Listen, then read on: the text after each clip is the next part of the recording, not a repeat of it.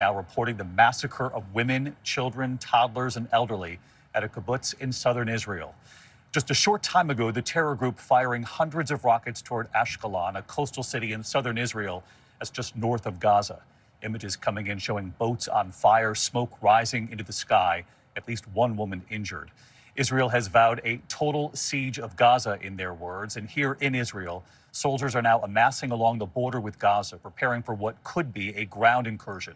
300,000 reservists had already been called up, another 60,000 today. Israeli airstrikes have been relentlessly pounding away at targets in Gaza, buildings leveled, neighborhoods wiped out. The war now in its fourth day, as I mentioned, it's already taking a very large human toll here. More than 900 people killed in Israel after that surprise attack from Hamas. At least 11 Americans among the victims. That number, of course, could rise. More than 800 now dead in Gaza. And there is, of course, tremendous concern for more than 100 hostages taken from Israel, including those taken during a music festival. Some dragged from their homes in communities and villages. Hamas now threatening to kill the hostages one by one on camera for the world to see every time an Israeli airstrike hits Gazans in their homes without warning. The U.S. is already surging supplies, weapons, and air defenses to Israel. President Biden set to address the country. Let's listen. Good afternoon. You know, there are moments in this life, and I mean this literally, when the pure, unadulterated evil is unleashed on this world. The people of Israel lived through one such moment this weekend. The bloody hands of the terrorist organization Hamas, a group whose stated purpose for being is to kill Jews. This was an act of sheer evil.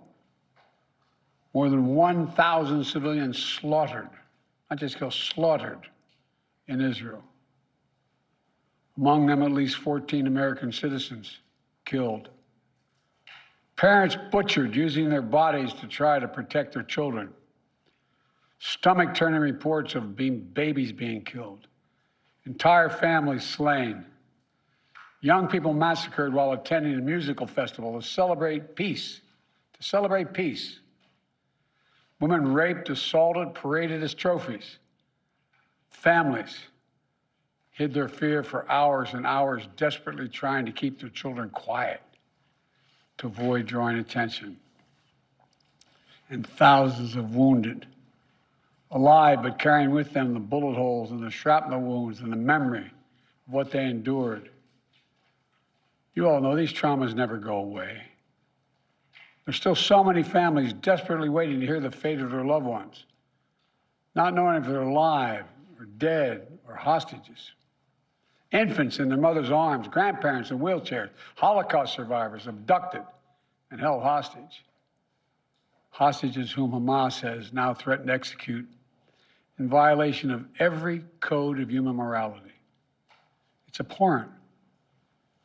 The brutality of Hamas, these bloodthirstiness brings to mind the worst rampages of ISIS. This is terrorism. But sadly, for the Jewish people, it's not new. This attack has brought to the surface painful memories and the scars left by a millennia of anti-Semitism and genocide of the Jewish people. So in this moment, we must be crystal clear. We stand with Israel. We stand with Israel. And we will make sure Israel has what it needs to take care of its citizens, defend itself, and respond to this attack. There's no justification for terrorism. There's no excuse. Hamas does not stand for the Palestinian people's right to dignity and self-determination. Its stated purpose is the annihilation of the state of Israel and the murder of Jewish people. They use Palestinian civilians as human shields. Hamas offers nothing but terror and bloodshed with no regard to who pays the price. The loss of innocent life is heartbreaking. Like every nation in the world, Israel has the right to respond, indeed has a duty to respond to these vicious attacks. I just got off the phone with the third call with Prime Minister Netanyahu. I told him, the United States experience what Israel is experiencing, our response will be swift, decisive, and overwhelming. We also discussed how democracies like Israel and the United States are stronger and more secure when we act according to the rule of law. Terrorists purposely target civilians, kill them. We uphold the laws of war, the law of war. It matters, there's a difference. Today, Americans across the country are praying for all those families that have been ripped apart. A lot of us know how it feels. It leaves a black hole in your chest when you lose family. Feeling like you're being sucked in. The anger, the pain, the sense of hopelessness. This is what they mean by a human tragedy, an atrocity on an appalling scale. We're going to continue to stand united, supporting the people of Israel who are suffering unspeakable losses and opposing the hatred and violence of terrorism. My team has been in near constant communication with our Israeli partners and partners all across the region and the world from the moment this crisis began. We're surging additional military assistance, including ammunition and interceptors, to replenish Iron Dome. We're going to make sure that Israel does not run out of these critical assets to defend its cities and its citizens. My administration has consulted closely with Congress throughout this crisis. When Congress returns, we're going to ask them to take urgent action to fund the national security requirements of our critical partners. This is not about party or politics. This is about the security of our world, the security of the United States of America. We now know that American citizens are among those being held by Hamas. I've directed my team to share intelligence and deploy additional experts from across the United States government to consult with and advise Israeli counterparts on hostage recovery efforts. Because as president, I have no higher priority than the safety of Americans being held hostage around the world. The United States has also enhanced our military force posture in the region to strengthen our deterrence. The Department of Defense has moved the USS Gerald R. Ford Carrier Strike Group to the Eastern Mediterranean and bolstered our fighter aircraft presence. And we stand ready to move in additional assets as needed. Let me say again, to any country, any organization, anyone thinking of taking advantage of this situation, I have one word: don't. Don't. Our hearts may be broken, but our resolve is clear. Yesterday, I also spoke with the leaders of France, Germany, Italy, and UK to discuss the latest developments with our European allies and coordinate our united response. This comes on top of days of steady engagement with partners across the region. We're also taking steps at home. In cities across the United States of America, police departments have stepped up security around centers of Jewish life. The Department of Homeland Security and the Federal Bureau of Investigation are working closely with state and local law enforcement and Jewish community partners to identify and disrupt any domestic threat that could emerge in connection with these horrific attacks. This is a moment for the United States to come together, to grieve with those who are mourning. Let's be real clear. There is no place for hate in America. Not against Jews, not against Muslims, not against anybody. We reject. What we reject is terrorism. We condemn the indiscriminate evil, just as we've always done. That's what America stands for. You know, just over 50 years ago, I was thinking about it this morning, talking with Secretary of State, the Vice President in my office. Over 50 years ago, as a young senator, I visited Israel for the first time as a newly elected senator. And I had a long, long trip, a meeting with Golda Meir in her office just before the Yom Kippur War. And I guess she could see the consternation on my face as she described what was being faced, they were facing. We walked outside in that sort of hallway outside her office to have some photos. She looked at me all of a sudden and said, "Would you like to have a photograph?" And so I got up and followed her out.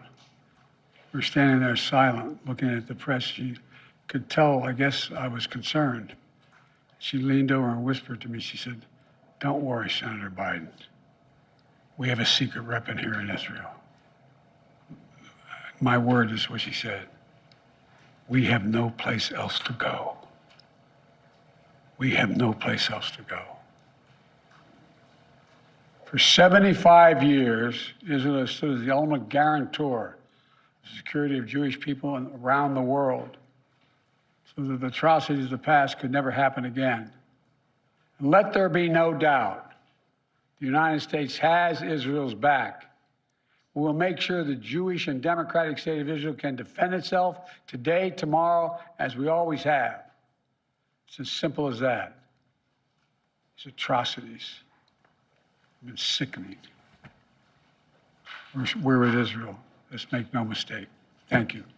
Mr. President, what was your reaction? President Biden in the state dining room at the White House talking about Israel at war, and of course that surprise and brutal attack from Hamas over the weekend. He made news here just moments ago, saying for the first time that we now know that Americans are among the kidnapped being held by Hamas. He said, "I have no higher priority than American hostages being held around the world." He also said, "Let's make this crystal clear. We stand with Israel, that Israel has a right and should respond to Hamas." I want to get to our chief foreign correspondent, Ian Pannell. And Ian, he didn't talk about, obviously, the hundreds of thousands of Israeli troops amassed now along this border with Gaza, whether or not there could be a ground incursion coming. But he did make it very clear that the U.S. stands with Israel. Yes, that's right. I mean, and he also talks about that if it were the U.S., there would be this swift, decisive response, and that would seem to indicate something of a green light to Israel that it can respond in this way. I mean, we've seen this build up over a number of days of this military infrastructure that you would need for any kind of ground invasion. There are huge challenges. I mean, having the munitions and the military support, which President Biden referred to there, I think is probably essential for Israel, not just to have the moral support, but to have the physical support. But there are huge challenges also to try and conduct that kind of operation on the ground. It's the challenge of a standing regular army to try and take on a guerrilla organization.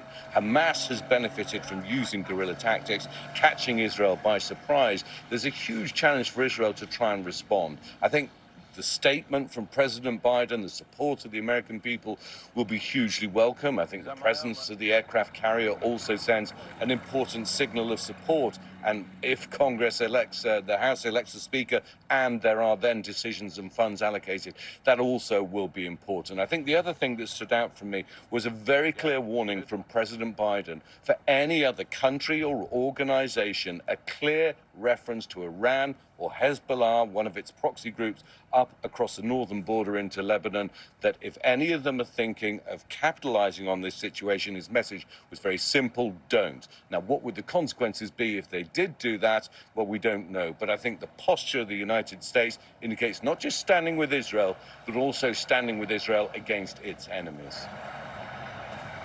Ian Pannell, our chief foreign correspondent, with me here in Israel for this. Ian, thank you. I want to bring in James Longman, also live here in Tel Aviv. And James, you and I have been talking with many families who await word on their loved ones. We know of at least 100 people, that number could go higher, being held captive, hostage by Hamas inside Gaza. And you heard the president there for the first time acknowledge that the U.S. does believe Americans are among those being held hostage. The big challenge here, James, though, for Israel is moving forward with its retaliation, and yet knowing there's now been this threat from Hamas.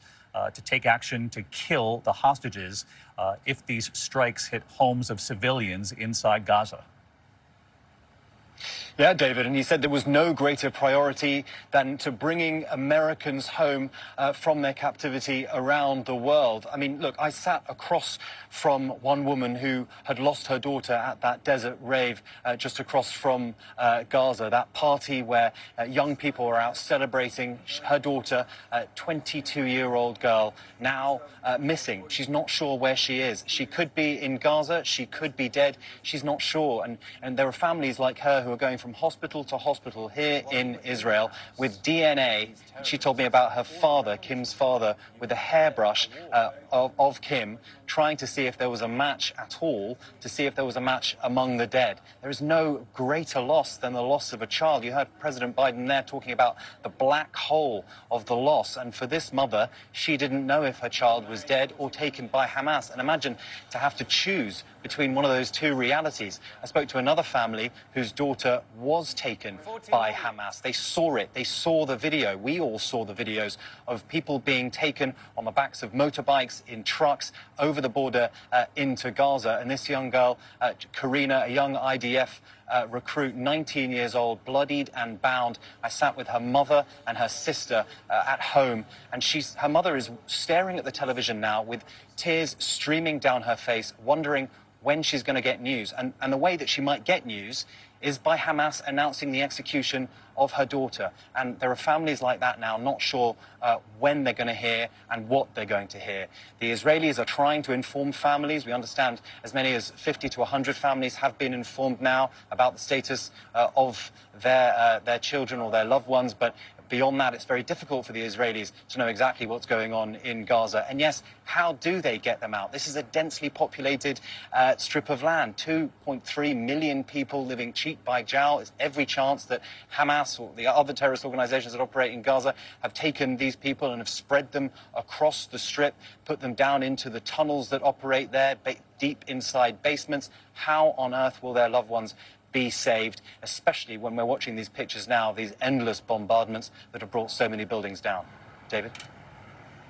These are just excruciating stories to hear. James, thank you for that. And I spoke with a young husband who was on the phone with his wife, their two young daughters, 2 and 4. They were visiting their grandmother when the militants arrived right outside the door.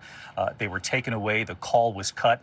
He didn't hear again from his wife until he saw a video online recognizing the wife. You'll remember that moment. Here's the young father right here. Sees his wife on this video, a cover being placed on her head. That was the last he saw of her. Of course, the last he heard was that phone call. And now he awaits word, like so many of the families that James Longman just described there. It's just extraordinary to think about these parents, these partners who are waiting for word on their loved ones. And now, as we heard moments ago from President Biden, we know among the families who are going through this agonizing process are American families back in the U.S. and right here in Israel. You also heard the president describe the parents who used their bodies as human shields to save their children from these Hamas terrorists. I want to bring in Matt Gutman, who traveled to southern Israel for us today. And Matt was given extraordinary access with the Israeli military to some of these villages that have now been left behind. And Matt, I know you saw the astounding aftermath. It was deceiving at first, David, because we walked into this kibbutz called Kfar Aza, which is about 5 miles in that direction. And at first it seemed very pastoral, leafy trees. There was still fruit on some of the fruit trees. And as you progressed deeper into this community, you started to see more of the destruction. Cars with rear windshields shattered, bullet holes everywhere. And we got deeper and deeper, and entire neighborhoods just obliterated. Charred apartments and homes, toys strewn on the floor, and everywhere the pockmarks of bullets. And this was such a tenuous situation, David, because as we entered, we heard automatic and machine gun fire nearby. Israel had not yet secured this place yet. They were still looking for infiltrators. In fact, until just about half an hour ago, there were infiltrators in this area. So they hadn't fully secured the area. They also hadn't counted the bodies. They hadn't retrieved all of the dead. And we were there, hear some of the booms from Gaza nearby, and we were there as they started taking out the bodies. And one of the generals describing what President Biden talked about, that it was images that he had seen in the Holocaust, a kind of barbarity that he would never have imagined. He described it in this row of houses used by the youth in that kibbutz, that children's throats were slit. Absolute horror that he struggled to talk about on camera with me. It was very, very harrowing, and it's doubtful that anybody can go back and live in those communities again, David. It's very difficult to wrap your head around this kind of horror being witnessed by the world. Matt Gutman, our thanks to you. And I want to bring in our Chief Global Affairs correspondent, Martha Raddatz, also with us for our coverage. And Martha, you heard the president talking about sending the supplies Israel will need to keep the Iron Dome effective in this fight against Hamas. He also talked about the carrier, and there's word late today that a second one, there's now discussions about the possibility that that could come to the region too. Exactly, David. It's the Eisenhower aircraft carrier. It was supposed to be deployed to the Middle East. It may instead stay in the Mediterranean with the other aircraft carrier and, of course, numerous other warships packed with fighter jets in the region. So that is definitely something they are discussing. This, of course, is a deterrent. You heard the president, and Ian mentioned this as well, warn anyone who wants to make this situation worse, say, don't do it. He is speaking to Hezbollah, the proxy of Iran, and he is speaking to Iran. A U.S. official told me today they have seen no hard evidence, no smoking gun, that Iran had direct responsibility for this attack. But of course, he said there is complicity because Iran has supplied weapons, has supplied money, has supplied resources to Hamas. But at this point, the official made very clear they don't yet have a smoking gun. But this is indeed a warning, a deterrent, and they may double that deterrent in the coming weeks, David. Martha Raddatz, our Chief Global Affairs correspondent, live in Washington. Martha, thank you. Let's bring in Mary Bruce, standing by at the White House. Mary, we heard the president there moments ago saying we have Israel's back, that they have a right and a duty to respond to Hamas. He didn't explicitly say he supports the idea of a ground incursion at this point. Of course, we don't even know if Israel plans to move ahead with that. They have signaled that it's a very real possibility. He did signal, however, that he's talked 3 times now with the Prime Minister Benjamin Netanyahu, expressing U.S. support here. David, the president making it very clear that the U.S. is going to continue to stand shoulder to shoulder with Israel, no matter what steps they take going forward. And what really stood out to me here is that this wasn't just a forceful condemnation from the president. He was detailing in painful detail the atrocities and the horror that we have seen unfolding. The president speaking not just as a president, but as an American, as a human being who, like all of us, is outraged by what he is seeing. All of this to underscore why he said so bluntly that America stands with Israel, full stop. And he did also address the Palestinian people, saying Hamas doesn't represent the Palestinian people, that they don't represent or recognize their legitimate aspirations for dignity and self-determination. He said point blank, this is terrorism. And you heard him not only confirming, of course, that American citizens are being held hostage, but that the death toll has now climbed to 14 up from 11. The president again saying that American safety is his top priority. His team is working closely with Israelis on this rescue effort. The president doing everything he can to try and bring them back, David. 14 American lives lost. That was the update from the president moments ago. Mary, one quick follow-up for you, because not only does the prime minister here, Benjamin Netanyahu, face extraordinary pressure here about the lives of the hostages, those being held captive in Gaza as they continue to retaliate here, but now President Biden on the world stage faces pressure too to try to get these hostages, these souls being held captive out and back to their families alive. And there are real questions now about what exactly this will look like going forward. What lengths will the U.S. go to? We know the president has said, officials have underscored this to us, that the U.S. is offering to share intelligence, to share experts in this matter with the Israelis. But just what does this look like going forward is still a big question. The U.S., though, vowing to do everything it can. What are the details of that, though, David? One of many questions that still remains here. A major question going forward. Mary Bruce, live at the White House. Mary, our thanks to you and to all of our teams on the ground here in Israel. their photographers, their crew. Of course, this is a very dangerous situation, and we appreciate everyone's efforts here on the ground. Our coverage continues on ABC News Live, abcnews.com, and I'll be back with the entire team for World News Tonight. I'll see you then. I'm David Muir in Tel Aviv. Good day. This has been a special report from ABC News.